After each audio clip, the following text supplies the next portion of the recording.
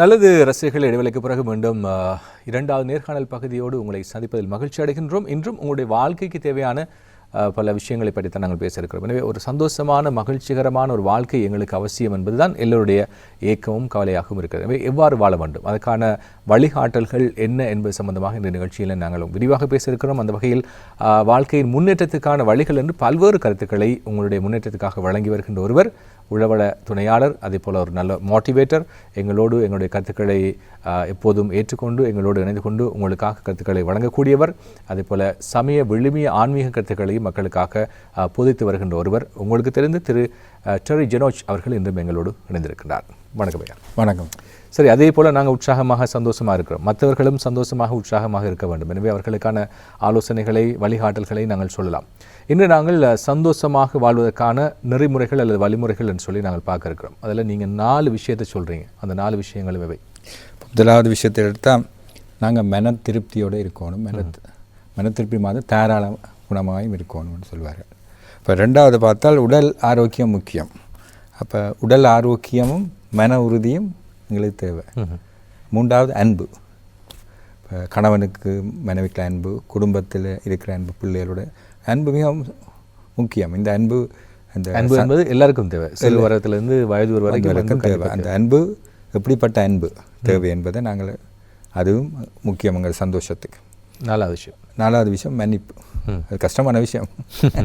அப்போ இதுகளை பற்றி நாங்கள் சந்தோஷத்துக்கான நெறிமுறைகள், இதுகளை பற்றி நாங்கள் கலந்து ஆலோசனை கொண்டு போவோம். ஏனென்றால் இப்போ அதிகமாக நாங்கள் இதுகளை நாங்கள் ஆழமாக சிந்திப்பதில்லை. ஏனென்றால் இன்றைய நிலைமையில் கூட நாங்கள் எங்களோட தொழில் துறைகள் அல்லது எங்கள் குடும்ப இருக்கிற சம்பந்தமான விஷயங்கள், இதன் காரணமாக நாங்கள் இன்றைக்கு இந்த விஷயங்களை நாங்கள் ஆழமாக சிந்திக்காமட்டபடியால் தான் இந்த சந்தோஷம் என்றால் என்ன, சந்தோஷம் வந்து எங்களை விட்டு விலகி போய்கொண்டே இருக்குது. விலகி போய்கொண்டு அது காரணம் வந்து நாங்கள் தான் சொல்கிறீங்க. எனவே எந்த விஷயத்திலையும் ஒரு மன திருப்தி கொண்டு வர வேண்டும், அதுதான் உங்களுக்கான சந்தோஷத்தின் படி அப்படின்னு சொல்லுங்க. எப்படி இந்த மன திருப்திக்கும் சந்தோஷத்துக்கு இடையில் ஒரு தொடர்பு வருது? இப்போ மன திருப்தி அன்னைக்கு நாங்கள் பார்க்கணும், நாங்கள் ஒரு இலட்சியத்தை அடைகிறதுக்கு நாங்கள் ஒரு இலட்சியத்தை குறிக்கோளை நோக்கி நாங்கள் எங்களோட வாழ்க்கையை நகர்த்தி கொண்டு போகிறோம்.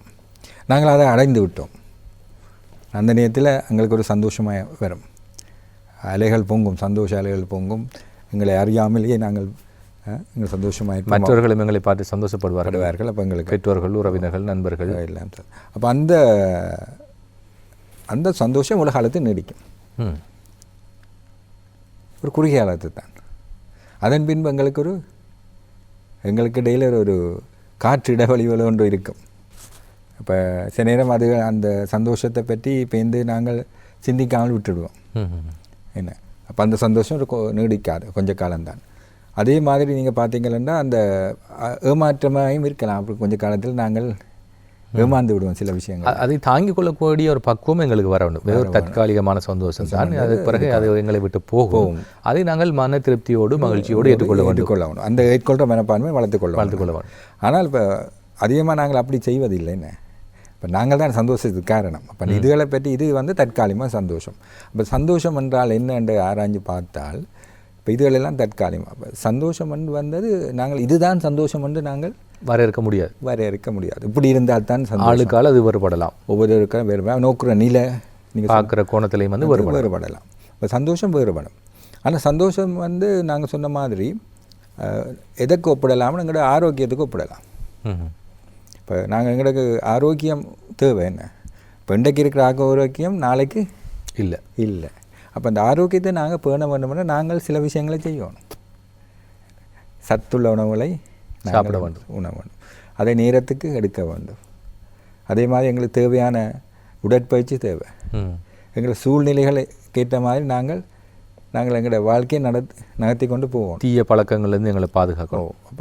இப்போ இதுகள் எல்லாம் எங்களுக்கு எங்களோட ஆரோக்கியத்துக்கு உதவுறது. அதே மாதிரி இந்த சந்தோஷத்துக்கும் இந்த ஆரோக்கியத்துக்கும் தொடர்பு இருக்குது. ஏனென்றால் ஆரோக்கியமாக சந்தோஷமும் இந்த நெறிமுறைகளை பாவித்து வாழ்க்கையில் நாங்கள் நகர்த்தி கொண்டு போயிருக்க எங்களுக்கு சந்தோஷம் வரும். அப்போ நாங்கள் இதுதான் சந்தோஷம்னு சொல்லலாம். அப்போ நாங்கள் தொடர்ந்து அதை செய்து கொண்டு இருக்க வேண்டும். அப்போ தான் நாங்கள் அந்தந்த இடங்களில் நாங்கள் சந்தோஷத்தை அனுபவிப்போம். அப்போ நாங்கள் இதுதான் சந்தோஷம் என்று சொல்லி இது சந்தோஷம் உங்களுக்கு தரையில் என்று சொல்லி நாங்கள் தலையில் கையை அடித்து கொண்டு நாங்கள் அதை விரக்தி அடைஞ்சு கொண்டு பேருந்து அதிலேருந்து அழுத்தத்துக்குள்ள மாறிக்கொண்டு மன உளைச்சல் எல்லாம் வர்றது இதுதான் காரணம். என்ன சந்தோஷம் வேண்டா என்ன வரவிறக்குன்னு நாங்கள் தெரிஞ்சால் நாங்கள் அதுகளுக்குள்ள போக மாட்டோம். இப்போ உடல் ஆரோக்கியம் மட்டும் சந்தோஷத்துக்கு போதுமா? உள ஆரோக்கியம் தேவையில்லையா? உள ஆரோக்கியம் நிச்சயமாக இருக்கும். உளமன்னைங்கிற மனதை அப்போ மனதை நாங்கள் எப்படி திருப்திப்படுத்தலாம்? அந்த மனத்தில் நாங்கள் என்ன இப்போ கவலைகளை நாங்கள் என்ன செய்வோம்? கவலைகளை கையாளக்கூடிய ஒரு முகாமையும் வந்து தெரிஞ்சு வச்சுருக்கோம். இப்போ இரவும் பகலும் வர மாதிரி ஒரு மனிதனை பொறுத்த மட்டும் இவ்வளவுதான் நேர்த்தியாக நேர்மையாக நாங்கள் வாழ்ந்தாலும் கவலை என்பது இயல்பாக வரும். அந்த கவலைகளை நாங்கள் எப்படி மேற்கொள்ளலாம்? கவலையில் மூழ்கி போனால் என்ன நடக்கும்? மன உளைச்சல் வெளியில் வரும். நாங்கள் வரலாம், நிச்சயமாக வரும். அதுக்குரிய வழிமுறைகளை நாங்கள் நாங்கள் தான் கண்டுபிடிக்கோம். எனக்கு இது பொருத்தம், எனக்கு இது பொருத்தம், நான் அதுலேருந்து வெளிவரோம். மற்றவர்களுக்கு பொருத்தமான சில இடங்களுக்கு பொருந்தாமல் இருக்கலாம். அப்போ அதுலேருந்து வெளிவர அப்போ அதுக்கு நாங்கள் ஆராயலாம். இன்றைக்கு ஆராயிரத்துக்கு பல வழிகள் இருக்குது. அல்லது முதிர்ச்சியான ஒரு ஆள்கிட்ட போய் உங்களோட விஷயத்தை சொல்லலாம். அவர் அந்த முதிர்ச்சியான ஒரு ஆள் உங்களோட விஷயத்தை கேட்கக்கூடிய ஆளாக இருக்கணும். ஆமாம். அப்போ கேட்கக்கூடிய ஆள் தான் எங்களுக்கு நல்ல பதில் சொல்லுவார், வழி நடத்துவார். அப்போ அதுகளை நாங்கள் எடுத்துக்கொண்டு நாங்கள் அதிலேருந்து வெளிவரக்கூடியதாக இருக்கும். மற்ற நீங்கள் சொன்ன மாதிரி சகிப்பு தன்மை தேவை. சில விஷயங்களை எங்களால் தீர்க்க முடியாது.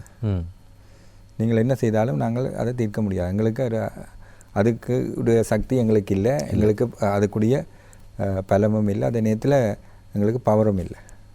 அப்போ அதே என்ன செய்ய சகிப்புத்தன்மையை உடை இருக்க வேண்டியதாக இருக்கும். ஆனால் வழிமுறையில் அதிலேருந்து வெளிவாரத்துக்கு வழிமுறைகளை நாங்கள் தேடி கண்டுபிடிக்க முடியும். பல கஷ்டங்களுக்கு பிறகு ஒரு நன்மை நடக்கும் நம்பிக்கையோடு, அந்த நம்பிக்கையோடு நாங்கள் செய்ய முடியும். சில நேரம் குறுகிய காலமாக இருக்கலாம், கொஞ்சம் நீண்ட காலமாக இருக்கலாம். அப்போ அந்த சகிப்புத்தன்மைக்குள்ள நாங்கள் போக வேண்டியதாக இருக்கும். அப்போ இது எங்களை பொறுத்தது எல்லாம் நாங்கள் தான் அதுக்கு தீர்மானிக்கணும், மற்றவர்களை தீர்மானிக்க முடியாது. இப்போ ஒவ்வொருத்தரும் வித்தியாசம், ஒவ்வொரு அமைப்பு, ஒரு ஆழ்ந்த சிந்தனைகள், அவரோட குணாதிசயங்கள் வித்தியாசம். இப்போ அவர் அதை கண்டுபிடிக்கணும், நாங்கள் தான் அதை கண்டுபிடிக்கணும். நான் இது இப்படி செய்தால் இப்படி இருக்கலாம், இப்படி இதுக்குலேருந்து வெளிவரலாம். அப்போ என்ன அதிகமாக சந்தோஷத்துக்கான நாங்கள் தான். அப்போ அடுத்த நாங்கள் முதலாவது பார்ப்போம் இந்த மன திருப்தி என்று சொல்லுவாங்க. இப்போ மன திருப்தி என்று சொல்லிக்க நாங்கள் அதிகமாக ஆக்கள் மனம் திருப்தி இல்லை. ஏன்னா மற்றவர்களை தான் நாங்கள் பார்க்குறோம். இப்போ நாங்கள் சொல்லுவாங்க, இப்போ அதிகமாக ஆக்கள் சொல்வார்கள் பணம் இருந்தால்தான் அவர் சந்தோஷமாக இருக்கிறார், பாருங்க அவர் வெற்றி ஆண்டு இருக்கிறார் என்று. உண்மையாக அது என்று ஆராய்ச்சி பார்த்தால் இல்லை. ஆராய்ச்சியாளர் அது சொல்கிறார்கள். ஏனெண்டா அவர்களுக்கு அந்த பணம் இருக்கிறவர்களுக்கு என்ன இருக்குன்னா அவர் பிரச்சனை இருக்குது, தூக்கம் இன்மை, ஓய்வில்லை. ஏனெண்டா ஓய்வில்லை, தூக்கமின்மை. ஏனெண்டா இந்த இதை பாதுகாக்கத்தானே வேணும், அவன் நித்திர கொள்ள மாட்டார்கள்.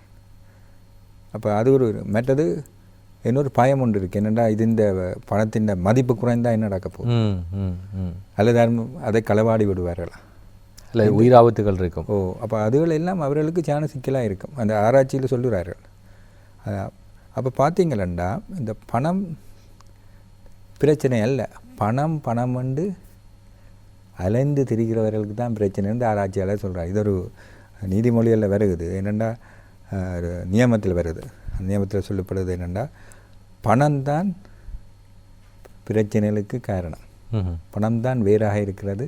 பண ஆசை, பணம் இல்லை பண ஆசை, தேவைக்கு அதிகமான பணம், ஆசை என்று ஆசை என்று வரைக்கும் அதற்கு பின்னால் போவார்கள்.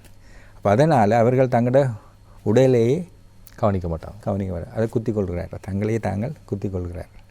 அப்போ அவர்களுக்கு மன வேதனை மாற்றமில்லை, உடலிலேயும் வேதனை வருகின்றது.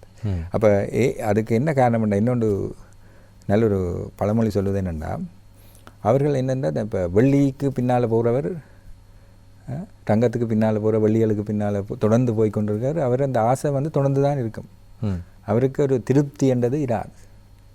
அப்போ அது ஒரு பிரச்சனை அவருக்கு. அப்போ அவர் அதுக்கு பின்னால் போகிறபடியாக தன்னை கவனித்து கொள்ள மாட்டார், தன்னுடைய குடும்பத்தை கவனித்து கொள்ள மாட்டார்.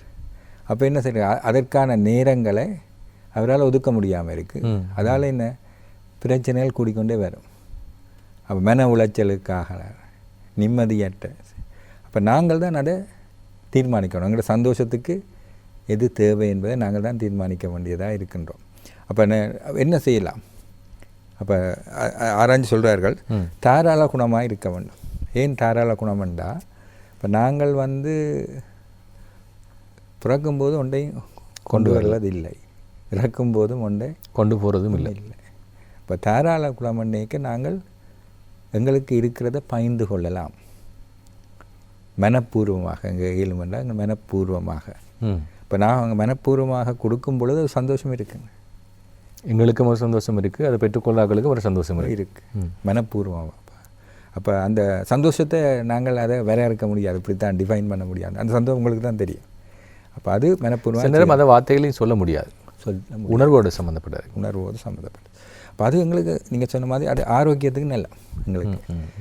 அதே நேரத்தில் பார்த்தீங்கன்னா நாங்கள் பணத்தால் இல்லை, பொருளால் இல்லை, எங்களுடைய நேரத்தை இன்னொரு ஆளுக்கு கொடுக்கலாம், எங்களுடைய சக்தியை கொடுக்கலாம். அது மாதிரி தாராள குணம். என்னடா இன்றைக்கு நேரம் என்பது மிகவும் வாங்க வேண்டியதாக இருக்குது. என்னடா நாங்கள் நாளாந்தம் நாங்கள் எங்களோட வேலைகள் நிமித்தமாக நாங்கள் நிலவத்தை செலவழிக்கிறோம். அதாவது நாங்கள் போக்குவரத்துக்குள்ளே அதுலேயும் போவோம், எங்களோட வேலையிலையும் போவோம். அப்போ இந்த நேரம் வந்து குடும்பத்தில் இருக்கிறவர் குடும்பத்தோடையும் போவோம். அப்போ நேரம் என்பது மிகவும் கஷ்டம். அப்போ நேரத்தை வாங்க வேண்டும், நேரத்தை வாங்க வேண்டும்னு சொல்வார். ஏன் வாங்க வேண்டும்னா இந்த 24 மணித்தியாலத்தில் ஏதாவது ஒன்றை நாங்கள் அலோகேட் பண்ணி வைக்க வேணும். இந்த இடத்துல இந்த டைமில் இந்த முந்தி அப்படி இல்லை. தற்காலத்தில் இன்றைக்கு தொழில்நுட்ப காலங்களில் வளர்ச்சியான காலங்களில் நேரத்தை வாங்க முடியும். அப்போ அந்த நேரத்தை நாங்கள் மற்றவருக்கு கொடுக்கும் பொழுது அதில் ஒரு சந்தோஷம் இருக்கின்றது. அப்போ அதை நாங்கள் தெரிந்து கொள்கிற நல்ல என்னென்னா அது வந்து எங்களோட வாழ்க்கைக்கு ஒரு அடித்தளமாக இருக்கின்றது. அதே நேரத்தில் எங்களோட வாழ்க்கையை நல்ல நிலைக்கு தள்ளப்படுகிறோம். அப்போ மற்றவண்ட தேவையை நாங்கள் பூர்த்தி செய்கிறோம். அப்போ அதில் எங்களுக்கு ஒரு சந்தோஷம், அது ஒரு முக்கியமான. அப்போ ஆகவே தாராள மனப்பானம் இருக்கணும், மற்ற திருப்தி என்று இருக்கும். அந்த தாராள மனப்பான்மை இருக்கிறார்களுக்கு திருப்தி என்பது சர்வசாதாரணமாகவே வரும் இல்லையா? அப்போ என்னென்னா திருப்தி என்னைக்க இப்போ நாங்கள் மன திருப்தி இருக்கிறவர்கள் என்ன செய்வார்கள், நாங்கள் வந்து என்ன செய்ய முணுமுணுத்து கொண்டு இருக்க மாட்டோம், மற்றவர்களோட குற்றம் காண மாட்டோம், எதையும் ஏற்றுக்கொள்ளக்கூடிய மனப்பானையாக இருக்கும். அப்போ அப்படி இருக்கும்போது நாங்கள் என்ன செய்ய மன அழுத்தம் எங்களுக்கு குறைவாக இருக்கும், அழுத்தமே வராது, மன உளைச்சலுக்கு நாங்கள் போக மாட்டோம். இப்போ இதுதான் முக்கியம். அப்போ சந்தோஷம் என்பது இதில் ஒரு தாராள குணம், மன திருப்தி இருக்குது. மற்றது நாங்கள் என்னென்னா இன்றைய காலகட்டத்தில் பார்த்தா இன்னொரு சந்தோஷம் என்னென்னா நாங்கள் மற்றவர்களுக்கு மரியாதை கொடுக்கும் பொழுது அது ஒரு சந்தோஷம், அதுலேயும் ஒரு சந்தோஷம் இருக்கும். அப்போ இன்றைய அது எல்லாம் மருகி கொண்டு அந்த வயது போனவர்களாக, வயது முதிர்ந்தவர்களாக, அல்லது எங்களுக்கு ஒரு விஷயத்தை சொல்லித்தந்த ஆசிரியர்களாக அப்போ மரியாதை கொடுக்கும் பொழுது அவர்களும் எங்களுக்கு ஒரு மரியாதை தருவார்கள். நான் சிறு பிள்ளைகளுக்கு கூட மரியாதை கொடுக்கணும், அன்பு காட்டணும், அன்பு காட்டணும். இப்போ அவங்களுக்கு மரியாதை கொடுத்தா நிச்சயமாக அது எங்களுக்கு அவங்க மரியாதை தரும் பொழுது இப்போ நாங்கள் போய் அந்த பழக்கத்தை அவர்கள் கற்றுக்கொள்வார்கள். அப்போ இன்னொரு ஆள் வந்து எங்களுக்கு ஒரு மரியாதை, அது சந்தோஷம். இன்னொரு ஆள் பக்கம் கண்டு எங்களை எப்படி இருக்கிறீங்க, என்னம்மா இருக்கிறீங்கன்னு கேட்டால் அது கேட்பது இன்றைக்கு குறைஞ்சு கொண்டு போகுது, அரிதாகிவிட்டது. அப்போ அது கேட்கும்போது எங்களுக்கு ஒரு சந்தோஷம் இருக்குது. அப்போ சந்தோஷத்தை நாங்கள் வளர்த்து கொள்ளலாம். அப்போ என்ன மாதிரியான அப்போ எங்களுக்கு அதாவது வந்து என்ன மாதிரி வளர்த்துக்கொள்கிற மன திருப்தி, தாராள குணம், எங்களுக்கு ஆட்கள் தான் தேவை, பொருள் அல்ல என்ற சிந்தனையோடு நாங்கள் இருந்தால் சந்தோஷத்தை நாங்கள் வளர்த்து கொள்ளக்கூடியதாக இருக்கும். மேலும் நாங்கள் ஆராய்ச்சி கொண்டு போக வைக்க நீங்கள் சொன்னீங்க உடல் ஆரோக்கியம் சந்தோஷம் தான் 2வது விஷயம். நீங்கள் இந்த ஆரம்பத்தில் பார்த்தா உடல் ஆரோக்கியமும் சந்தோஷமும் சம்மந்தமாக இருக்கின்றது. ஏன்னா அதை நாங்கள் தொடர்ந்து பேண வேணும் உடல் ஆரோக்கியத்தை. உடல் ஆரோக்கியத்தை பேணாவிட்டால் நாங்கள் என்ன நடக்கும், எங்களோட சந்தோஷம் இல்லை. அப்போ இப்போ நாங்கள் உதாரணத்துக்கு எடுத்தால் நான் இன்றைக்கு நல்லா இருக்கேன், நாளைக்கு என்னுடைய ஆரோக்கியம் திடீரென குறைஞ்சு கொண்டு போகலாம், இல்லாட்டி மாறலாம்.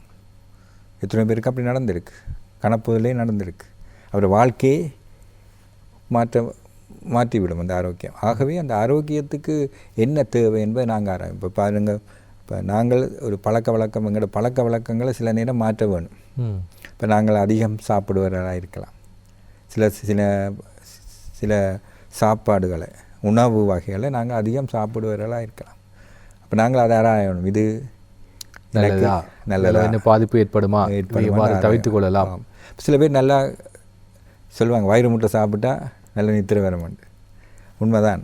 ஆனால் அது ஒரு ஆரோக்கியமான செயற்பாடு இல்லை. அதுதான் சொல்லுறாங்க ஆரோக்கியமான நாங்கள் உணவு அருந்துறதுக்கு என்னத்துக்கு எங்களுடைய ஆரோக்கியத்துக்கு. அப்போ அதுக்கேற்ற மாதிரி நாங்கள் அந்த சக்தியை பயன்படுத்த வேண்டும் என்ன. அப்போ நாங்கள் ஆராயணும். மற்ற சில பழக்க வழக்கங்கள் இருக்குது. இப்போ உதாரணத்துக்கு எடுத்து பார்த்திங்கன்னா தீய பழக்க வழக்கங்கள் இருக்குது. இப்போ போதைப்பொருள், சில பேர் போதைப்பொருளுக்கு அடிமையாகி விடுவார்கள்.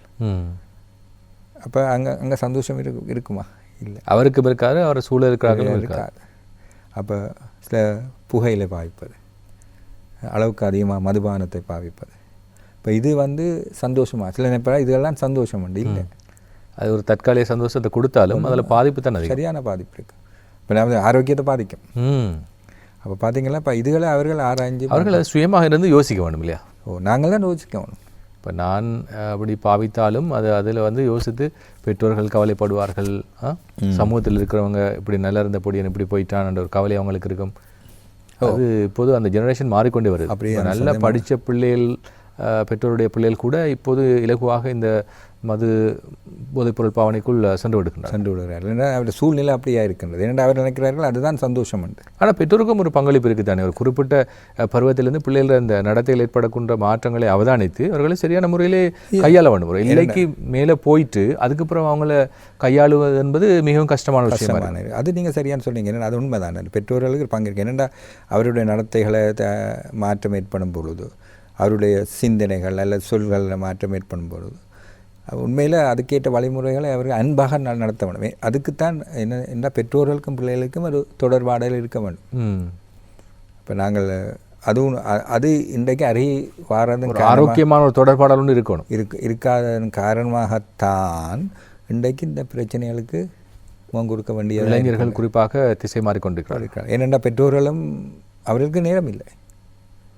அவர்களுக்கு ஆரம்பத்திலிருந்து பிள்ளைகளை அந்த அன்பு பாசம் பிணைப்புகள் கொண்டு வராட்டி அவங்களுக்கும் இவங்களுக்கு இடையில தொடர்பை கொண்டு வர ரொம்ப கஷ்டமாக இருக்கும். அதே நேரத்தில் பார்த்தீங்கன்னா அவர் தன்னுடைய ஒரு வாழ்க்கை வாழைக்க இன்னொரு அவர் மாதிரி குடும்பமாக போக போகிறாரு. என்ன அவருக்கு சரியான பிரச்சனைகள் இருக்கும். அந்த பக்குவம் வராது. ஒரு குடும்பத்தை கொண்டு செல்வதற்கான பக்குவமும் பொறுப்பும் நிதானமும் அவருக்கு வராது. இப்போ அது என்ன செய்யும், அது தொடர்ந்து அது போய்கொண்டு இருக்க போகுது. அவர் அவர்கிட்ட பிள்ளை. அப்போ அவர் ஏதாவது ஒரு இடத்துல திருத்த வேண்டியதாக இருக்கும். தன்னை மாற்றிக்கொள்ள வேண்டியது. இன்னொரு விஷயத்தில் நாங்கள் கேட்கணும். இப்போ சிலர் இப்போ நல்லா படித்தவர்கள் கூட, சில அதிபர்கள் கூட எனக்கு தெரிந்தவர்கள் இருக்கிறார்கள். சிறுபராயத்திலேயே அந்த ஆண் பிள்ளைகள் ஹாஸ்டல் அங்கெல்லாம் வச்சு படிப்பாங்க. இது ஒரு ஆரோக்கியமான செயற்பாடா? இதை நீங்கள் எப்படி பார்க்குறீங்க? அது ஹாஸ்டல் என்பது என்னென்னா, அதாவது வழிநடத்தலுக்காக வேண்டிய அவர் படிப்பு. இப்போ சூழ்நிலை காரணம். இப்போ பார்த்தீங்கன்னா சில பேர் பெற்றோர்களுக்கு அந்த பள்ளிக்கூடத்தில் படிக்கணும், பிள்ளை படிக்கணும், நல்ல பள்ளிக்கூடம் அனுப்பணும்னு ஒரு ஆசை இருக்குது. அது பிரச்சனை இல்லை. இப்போ அங்கே ஒரு ஹாஸ்டல், நீங்கள் சொன்ன மாதிரி ஹாஸ்டல் இருக்குது. இப்போ நாங்கள் ஆராயும் அந்த ஹாஸ்டல் எப்படி இருக்குது, எப்படியான இது. அப்போ பெற்றோர்கள் ஆராய்ந்து அதை பற்றி ஒரு தகவல் எடுத்துக்கொண்டு, உண்மையான தகவல் எடுத்து அந்த பிள்ளையை அங்கே அனுப்புறது சரியாக பிள்ளைய தாங்கள் தான் தீர்மானிக்கணும். ஆனால் அதே நேரத்தில் அதை நாங்கள் இது சரி இது பிள்ளைன்னு நாங்கள் சொல்ல முடியாது. என்னென்னா அதிகமாக அந்த காலத்தில் பார்த்தீங்கன்னா என்னென்னா பெற்றோர்களின் தூரமாக இருக்கும், கல்வி கற்கிடம் தூரமாக இருக்கும். ஆகவே அங்கே போய் இருந்துட்டு ஹாஸ்டல்லேருந்து படிச்சுட்டு தான் வருவார்கள், சனி ஞாயிறில் வருவார்கள். அப்படியான இதுகள் இருக்குது. ஆனால் பெற்றோர்களுக்கும் பிள்ளைகளுக்கும் இடையில் அந்த தொடர்பை அவர்கள் பேண வேண்டியதாக இருக்கிறார். நுணுக்கமாக கவனிக்கணும். என்ன மாற்றம் இருக்கிறது, இவர்கள் யாரோடு கூடுகின்றார்கள், என்ன மாதிரி கல்வியிலே அடைவிலே மாற்றங்கள் முன்னேற்றம் இருக்கிறதா, அதை பார்த்து அதுக்கேற்ற மாதிரி அவங்கள வழிநடத்தணும். என்னென்னா அந்த வழிநடத்த விட்டால் தான் அந்த பிரச்சனை. அந்த வழிநடத்துறதுக்கு என்ன அன்பால் தான் கண்டிக்கணும் பிள்ளைகளை. இந்த அன்பு கண்டிக்கிற முறை இருக்குது, அன்பால் கண்டிக்கணும். என்ன பெற்றோருக்கும் பிள்ளைகளுக்கும் இருக்கிற அன்பு வளர்ந்தால் பிள்ளை என்ன செய்யும், அதாவது பயத்துக்காக வேண்டி தவறு செய்யாது, தவறு செய்ய முயற்காது. பயம் பிள்ளைகள் அடிப்பார்கள், கொள்வார்கள், பேச இல்லை. அந்த அன்பு அவங்களுக்கு விடாது. அந்த அன்பு இல்லாமல் போயிடும் என்ற ஒரு பயத்தின் காரணமாகத்தான் அவர்கள் அந்த தவறு செய்ய மாட்டார். அந்த பிள்ளைக்கு அப்படி பாதிக்க வேண்டும். சந்தோஷமாக வாழ்வதற்கு அன்பு காட்ட வேண்டும் சொன்னீங்க. எவ்வாறு அது? ஆமாம், அது கொஞ்சம் விளங்கப்படுத்தும். இப்போ அன்பு என்பது இப்போ ரெண்டு அன்பண்டா எல்லாம் நினைப்பார். அந்த காதலர் கிடையில அன்பு அதல்ல. இந்த அன்பு வித்தியாசம். அப்போ இந்த உண்மையான அன்பு மற்றவர்களுக்கு உதவி செய்ய வேண்டும் என்ற ஒரு மனப்பான்மையுள்ள அன்பு. இதுக்கெல்லாம் அப்பாற்பட்டது. அதான் அந்த பாசம் என்று சொல்லுவார்கள். அப்போ நான் சொன்ன மாதிரி அந்த பாசத்தின் காரணமாக அந்த பிள்ளை தவறு இழைக்க முற்படாது. ஏனென்றால் அது அந்த பாசத்தை பெற்றோரின் தனக்கு உள்ள இருக்க பாசத்தை பாதிக்க முடியும். அவர்கள் வந்து நொந்து போயிடுவார்கள் என்ற காரணத்துக்காக. அப்போ அந்த அன்பு வந்து கட்டி காக்கப்படணும். ஏன்னா அந்த அன்பு வந்து சுயநலம் இல்லாத அன்பு, தூய்மையான அன்பு. இப்போ கணவன் மனைவி கிடைக்க அன்பு ஏனென்றா தன்னை துணைக்கு துரோகம் செய்யக்கூடாதுன்றக்காக வேண்டி அவர் வேறொரு தொடர்புகளையும் வச்சிருக்க மாட்டார். ஏன்னா அந்த தூய்மையான அன்பு. அப்போ அந்த அன்பு வந்து தனக்கு தவறான பாதைக்கு போக விடாது. அதே நேரத்தில் அது கட்டி காக்க வேண்டிய பாதைக்கு போக விடாட்டி சந்தோஷமான வாழ்க்கை ஒன்று இருக்கும். அப்போ நீங்கள் சொன்ன மாதிரி அந்த அன்பு வந்து பிணைப்பு இருக்கு. அப்போ குடும்பத்தை வழிநடத்தணும் வேண்டி இருக்கு. பிரச்சனைகள் வந்தாலும் அதை எப்படி மேற்கொள்ள வேண்டும், அதுக்கு எப்படி நாங்கள் தீர்வு காண வேண்டும், இந்த அன்பு தான் அதை வழிநடத்தும். நிச்சயமாக நீங்கள் சொல்கிற விஷயங்களை பார்க்கின்ற போது இப்போது உங்களுக்கு பிறந்திருக்கிறோம் எவ்வாறு நாங்கள் ஒரு சந்தோஷமான வாழ்க்கையை வாழலாம். வாழ்க்கை என்பது உங்களுடைய கைகள், சந்தோஷமாக வாழ்வதும் உங்களுடைய கைகளில் தான் இருக்கிறது. எனவே சின்ன சின்ன கருத்துக்களை ஆலோசனைகளை உங்களுக்காக நாங்கள் சொல்லலாம். அந்த வகையில் எங்களோடு இணைந்து திரு டெரி ஜெனோச் அவர்கள் மிக அழகாக இந்த சந்தோஷமான வாழ்க்கைக்கான நெறிப்படுத்தல்கள் என்ற தலைப்பிலே பல விஷயங்களை உங்களுக்கு சொல்லியிருந்தார். உங்கள் சார்பாகவும் எங்கள் சார்பாகவும் அவருக்கு மனப்பூர்வமான நன்றிகளை தெரிவித்துக் கொள்கின்றோம். நன்றி. இன்னும் ஒரு நிகழ்ச்சியிலே சந்திப்போம். நிச்சயமாக நல்லது ரசிகர்களை, நிகழ்ச்சியிலிருந்து விடைபெறுகின்ற நேரம் வந்துவிட்டது. குறிப்பாக இப்போது வெளியிலே போகின்ற போது சரியான உஷ்ணமாக இருக்கிறது. குறிப்பாக பாடசாலை மாணவர்கள், சிறுவர்கள், வயோதி வந்தவர்கள் எல்லோருக்கும் மிகவும் கஷ்டமான ஒரு சவாலான விஷயம் இந்த உஷ்ணத்தை எவ்வாறு சமாளிப்பது. இன்னும் எத்தனை நாட்களுக்கு இந்த உஷ்ணம் இருக்கும் என்ற பிரச்சனைகள் தான் இருக்கிறது. எனவே இதற்கான தீர்வு என்று சொல்கின்ற போது இதிலிருந்து ஓரளவு எவ்வாறு எங்களை பாதுகாத்துக் கொள்ள முடியுமா? அதிகமாக நாங்கள் நீர் அருந்துவது, நீர் ஆகாரங்களை எடுப்பது, தேவையற்ற வகையில் வெளியில் செல்வதை, நடமாட்டத்தை தவிர்ப்பது, வெள்ளை நிற ஆடைகளை அணிவது, ஏதாவது தோல் நோய்கள் அப்படி எது வந்தால் உடனடியாக வைத்திடம் காட்டி அதற்கான சிகிச்சைகளை பெற்றுக்கொள்வது போன்ற வழிமுறைகளில் தான் நாங்கள் ஈடுபட வேண்டும். எனவே இந்த வழிமுறைகளை நீங்கள் ஈடுபட்டு அதிலிருந்து விடுபட வேண்டும் என்று உங்களுக்கு சில ஆலோசனைகளை கூறிக்கொண்டு நிகழ்ச்சியிலிருந்து நாங்களும் விடைபெற்றுக் கொள்கின்றோம். இன்று திங்கட்கிழமை வணக்கம் நேத்ரா நிகழ்ச்சியிலிருந்து நிகழ்ச்சியின் தயாரிப்பாளர் சசிகாந்த், அதேபோல இணை தயாரிப்பாளர் ஜெயந்தன், ஏனைய அனைத்து உத்தியோகத்தர்கள், குறிப்பாக கேமரா உத்தியோகத்தர்கள், தொழில்நுட்ப கலைஞர்கள் அனைவருக்கும் நன்றிகளை தெரிவித்துக் கொண்டு நிகழ்ச்சியிலிருந்து நானும் விடைபெற்றுக் கொள்கின்றேன். மற்றொரு நிகழ்ச்சியில் சந்திக்கும் வரை நன்றி, வணக்கம்.